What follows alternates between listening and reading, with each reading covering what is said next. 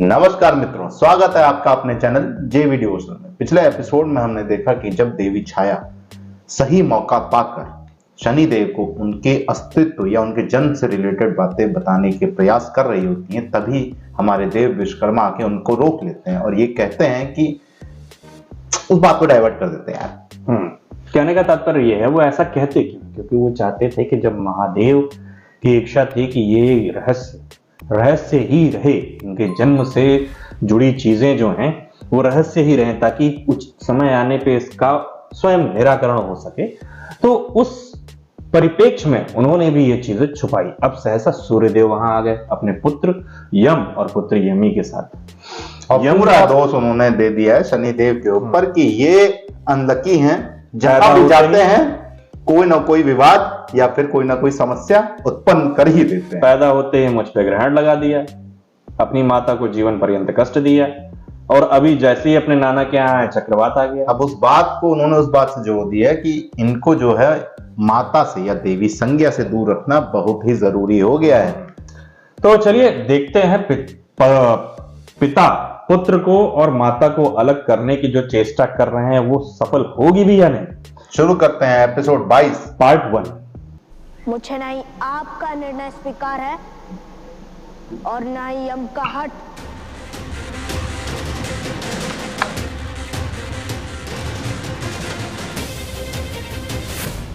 किंतु इस विवाद से मेरी माता को कष्ट होगा, जो कि मैं होने नहीं दूंगा।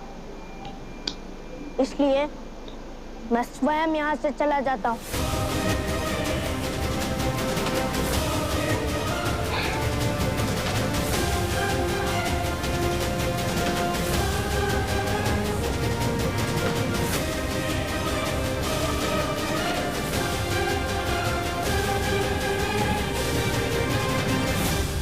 आज सिद्ध हो गया कि आप देवों से कितना प्रेम करते। मैं आपका आभारी महादेव। मूर्ख, अज्ञानी। गुरु शुक्राचार्य भी आएंगे ना। बगल में खड़े क्या है? नहीं। अंततः आपने न्याय पुंज को हमारे पक्ष में जन्म दिया, देवों के पक्ष में। खड़े। लीजिए महादेव, ये भी आ गए। महादेव, मैं तो यहाँ आपको धन्यवाद देने आया, परंतु ये आपसे प्रश्न पूछ रहे हैं। शुक्राचार्य यहाँ उल्हाना लेकर आए कि आपने उस न्याय पुंज को इनके पक्ष में जन्म क्यों नहीं दिया। बड़ा विश्वास था इन्हें आप पर महादेव। जहां विश्वास होता है वहां प्रश्न नहीं होते हैं इंद्र। महादेव पे मेरा विश्वास उतना ही अटल है जितना कि वो कैलाश जिस पे महादेव विराजते हैं। महादेव, आपने जो निर्णय लिया वो सबके भले के लिए ही लिया होगा। बस ये जानना चाहता हूं, आपने शक्ति पुंज को अब तक सबसे क्यों छुपा कर रखा? तो क्यों नहीं घोषणा कर देते हैं कि शनि ही कर्मफल दाता है? क्योंकि उन्हें कर्मों का फल देना है और बीज से फल बनने में समय तो लगता है ना शुक्राचार्य। प्रकृति का नियम, बीजारोपण के पश्चात ही पौधा अंकुरित होता है, फिर पत्तियां और पुष्प आते, तब जाकर के फल मिलता, तब कहीं जाकर फल बनता। शनय शनय, धीरे धीरे। इसी कारण अभी तक शक्तिपुंज की घोषणा नहीं की गई, और मैं आशा करता हूं कि आप दोनों इस गुप्त सूचना को गुप्त ही रहने देंगे। उचित समय आने पर समस्त संसार यह जान जाएगा कि शनि ही शक्तिपुंज है। मित्र शनि, क्षमा करो, भूल मेरी थी। मैं ही सूर्यदेव को चक्रवात के विषय में सूचना देने गया था। मेरी गोल बुद्धि को तो अनुमान भी नहीं था कि मेरे किए गए प्रयास का ये परिणाम निकलेगा। विश्वास करो मित्र, मैं तो बस विश्वास है मुझे। मैं जानता हूँ ना तुम्हारा लक्ष्य अनुचित था और ना ही तुम्हारी भावना में कोई भूल। इसलिए मेरे मन में तुम्हारे प्रति तुम्हारे लिए कोई कटुता नहीं। अर्थात तुम मुझ पर क्रोधित नहीं हो? नहीं। एक बात बताओ मित्र, वो चक्रवात मिटा कैसे? किसने अंत किया उसका? मैंने अंत किया उसका। तुमने? परंतु कैसे? नहीं जानता, बस इतना जानता हूँ हो गया बस। कि मुझे मेरी माता की रक्षा करनी थी। समय जो मेरे हाथ आया,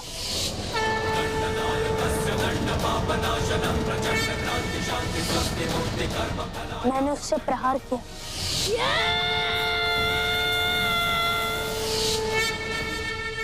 या कहूँ जिसने मुझे पुकारा। पुकारा? परंतु किसने पुकारा तुम्हें? वो दंड। मुझे लगा वो मुझे पुकार रहा है।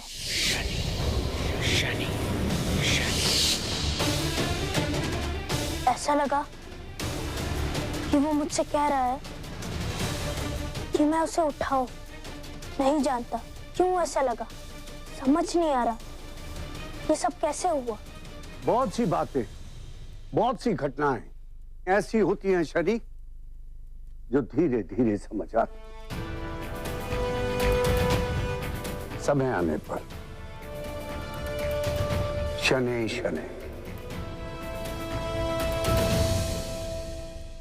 अभी तो बस ये समझ लो कि जो कुछ भी हो रहा है वो महादेव की इच्छा से हो रहा है।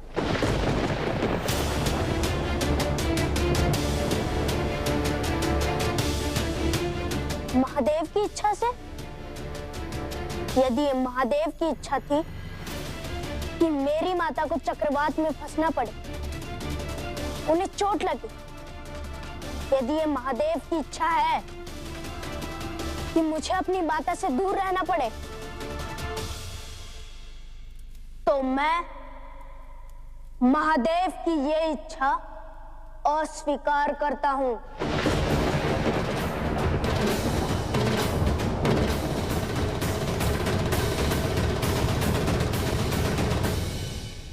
चक्रवात समाप्त हुआ है नानाश्री,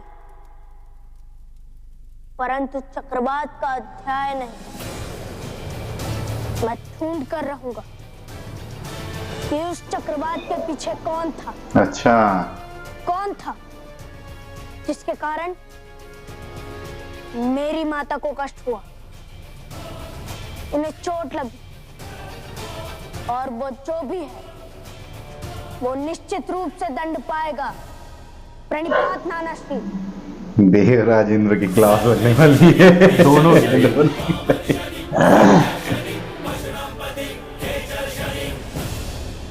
दंड नायक के हाथों में उसका दंड आ चुका है। शनि की यात्रा का पहला चरण समाप्त हुआ।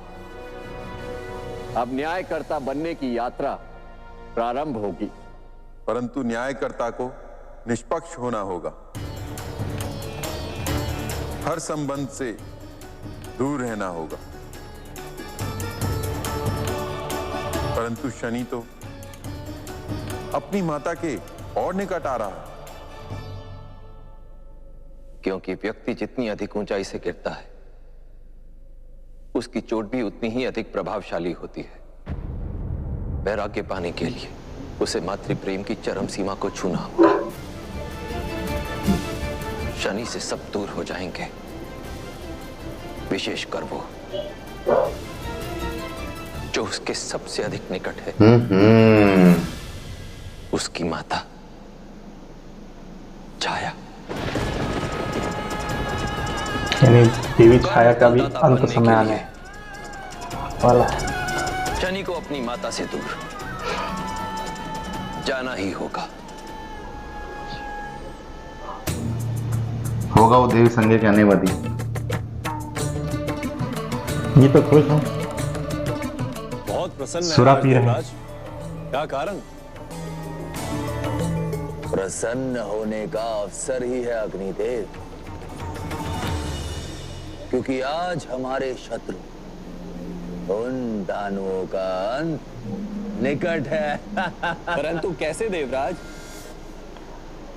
ये भी अभी बता दी तो विजय के पश्चात की प्रसन्नता कम हो जाएगी वरुण देव। कैसे बताऊं कि महादेव ने मुझे बिन मांगे वरदान दिया। कर्म फलदाता को देव बनाकर जन्म दिया है उन्होंने, और मैं देवराज इंद्र हूं। उसे मेरा आदेश मानना ही होगा। सर्प भी मर जाएगा और लाठी भी नहीं टूटेगी। क्यों गिलास है? दोनों पिता पुत्र मिलकर उन दानवों का नाश कर देंगे। नाश। मैं बैठा रहूंगे राजा के नीचे। सूर्य देव को भ्रमित करना कठिन नहीं, बस किसी प्रकार शनि को अपने वश में करना है।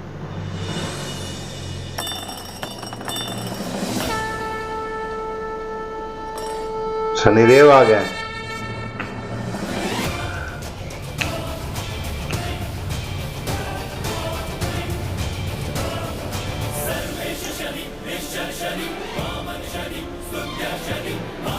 देवराज इंद्र से अगर पूछेंगे तो शुक्राचार्य का ही नाम लगा देंगे।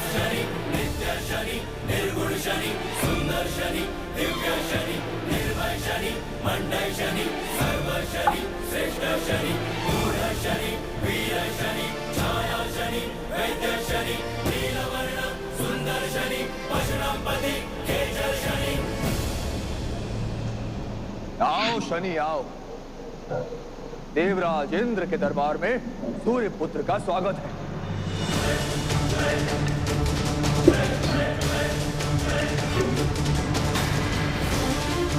ये यहाँ तक पहुंचे कैसे होंगे? काकोल लेके आए होंगे। नहीं, सीधा इंद्र के पास पहुंचना है देवराज। मित्रों मिलिए। निर्भय तेजस्वी सूर्य पुत्र से,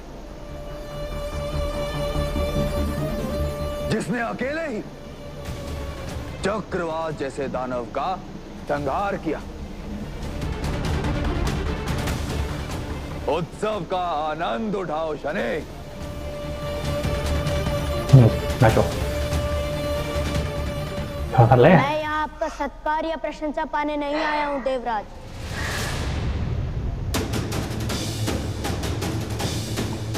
मेरा लक्ष्य चक्रवात के विषय में जानना है, और उस घटना के समय आप वहां थे तो आप अवश्य जानते होंगे कि वो चक्रवात कहां से आया, क्या मंतव्य था उसका, मेरी माता पर क्यों आक्रमण किया उसने।